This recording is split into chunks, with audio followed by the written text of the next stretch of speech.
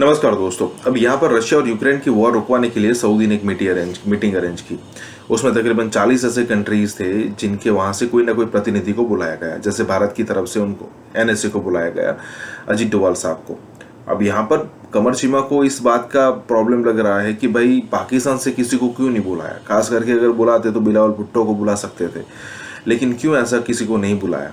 तो वहाँ पर उनको ये सोचना चाहिए था कि क्या वो 40 कंट्री है, क्या खुद ने उस 40 कंट्री को कभी कंपेयर किया है, क्या वो 40 कंट्री कभी भी टेररिज्म को सपोर्ट करते हैं, क्या कभी उस 40 कंट्री में से ऐसा था कि यूएन डेजिग्नेटेड टेररिस्ट जो है वो उस कंट्री से मिले हैं, क्या कभी ऐसा है। चलो मान लीजिए वो सारे कंट्रीज तो छोड़िए, इंडिया को यहाँ पर बुलाने का दर्द हो रहा है चीमा को। अगर इंडिया को नहीं बुलाते तो यहाँ पर कोई और दिक्कत होती, मतलब ये इस पर्टिकुलर चीज़ में दिक्कत नहीं होती, कोई और दिक्कत होती। लेकिन यहाँ पर इंडिया को बुलाया गया तो इसीलिए उनको प्रॉब्लम हो रही है, मतलब कि कमर चीमा को।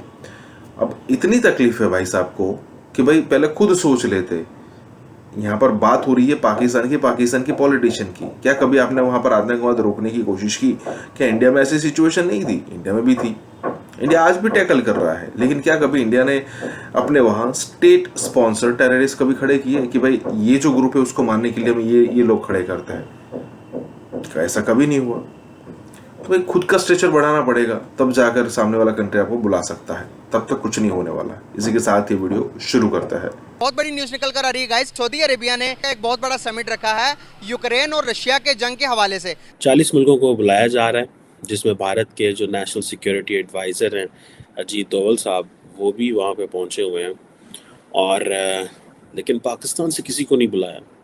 एक बड़ी समिट, एक बहुत अहम समिट दुनिया की इसलिए है कि एक तो पहली मर्तबा सऊदी अरेबिया की तरफ से कोई ऐसा स्टेप लिया जा रहा है, और इस पर सबसे पहले कॉल इंडिया को की है। इंडिया को कहा कि आप आएं, बैठकर बात करते हैं। लेकिन क्वेश्चन जो बड़ा लार्जर क्वेश्चन ये है कि बिलावल भुट्टो जरदारी को नहीं बुलाया गया, पाकिस्तान की वो अहमियत ही नहीं समझी गई, पाकिस्तान को वो इज़्ज़त ही नहीं दी गई कि पाकिस्तान भी रोल प्ले कर सकता है।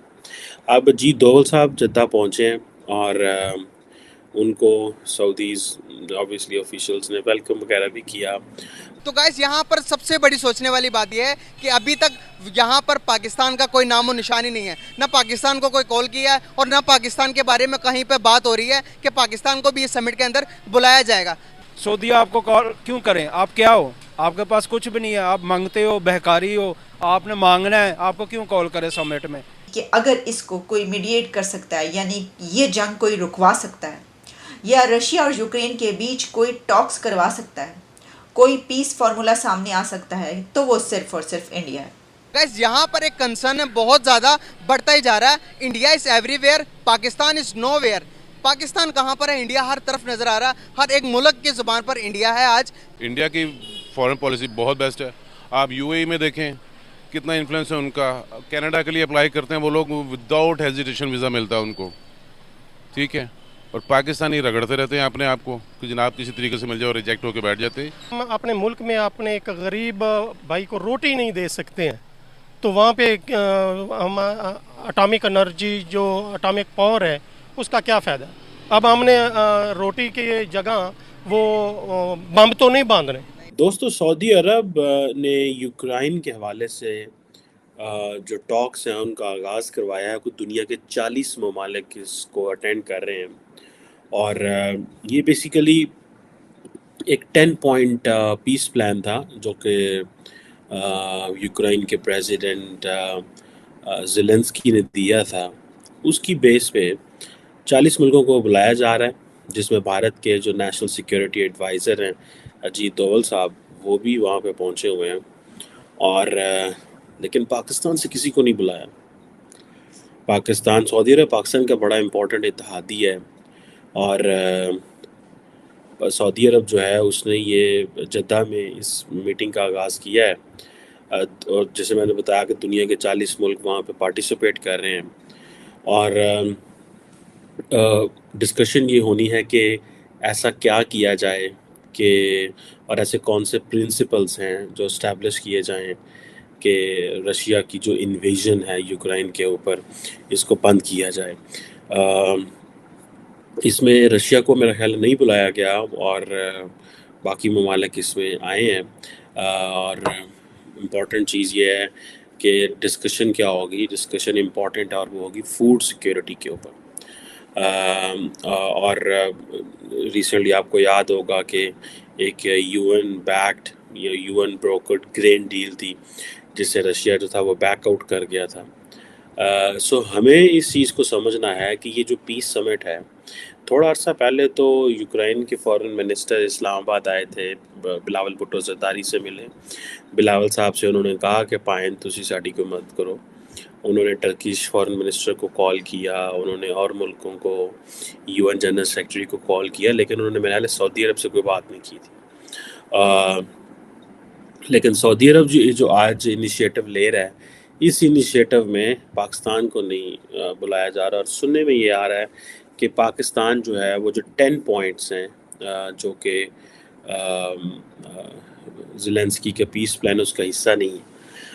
और बहुत सारे इश्यूज़ हैं, फूड सिक्योरिटी एक है, एनर्जी सिक्योरिटी है, प्रिजनर्स के मसले हैं, लेकिन ये जो सारे मुल्क इकट्ठे हुए हैं ये बेसिकली फूड सिक्योरिटी के हवाले से ज़्यादातर इकट्ठे हुए हैं। अब अजीत डोवल साहब जद्दा पहुँचे हैं और उनको सऊदीज़ ऑब्वियसली ऑफिशियल्स ने वेलकम वगैरह भी किया।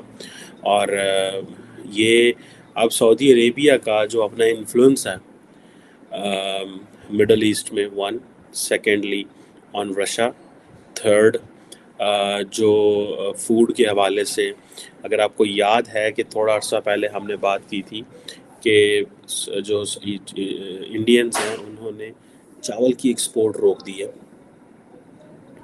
और चावल की एक्सपोर्ट रोकने से बेसिकली उसकी वजह यह है कि फूड इन्फ्लेशन हो रही थी इंडिया के अंदर, पर्टिकुलरली इन द राइस।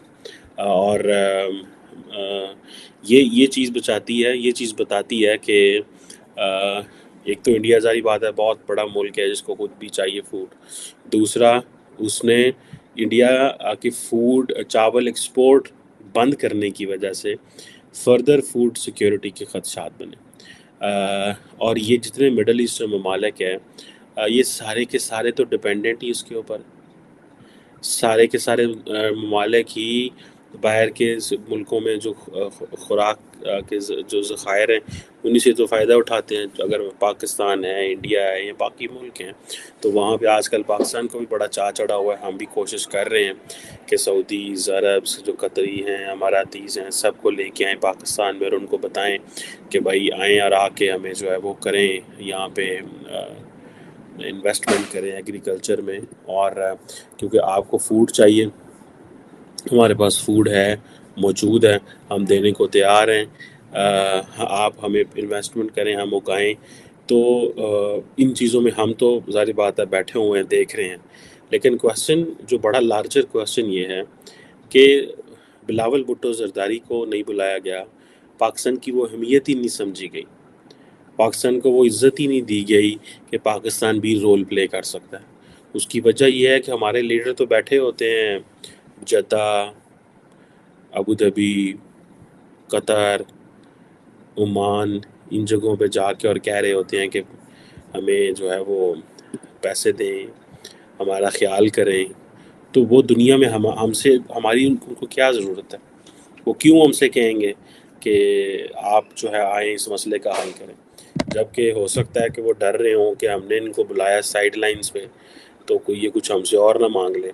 ठीक है, सो ये एक जो क्रेडिबिलिटी का इशू है पाकिस्तान का, ये जो क्रेडिबिलिटी का इशू है ये बड़ा इम्पॉर्टेंट है।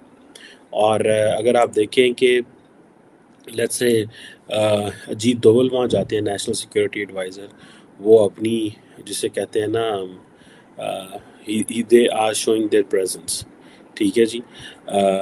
और ये वो जो प्रेजेंस है जिसे आप कह लें कि ये जो प्रेजेंस है that is basically making how much India is important. Bangladesh हमसे बहुत आगे निकल गया, ठीक है, इकनॉमिकली हमसे बहुत आगे। करेंसी देखें, उसकी वैल्यू देख लें, हमारे रुपए की देख लीजिए, हमारे से तो अफगानिस्तान की करेंसी बेहतर हो गई। ठीक है, तो ये चीज़ें हमें खुद सोचनी है। हम लोग बीइंग मतलब कॉमन पीपल, हम लोग क्या कह सकते हैं? सर हमारा नाम कहाँ चला गया? ये देखें वो जो सऊदी अरेबिया है ना, अगर वो उससे जिम्मेदारी ली है तो वो निपटा देगा।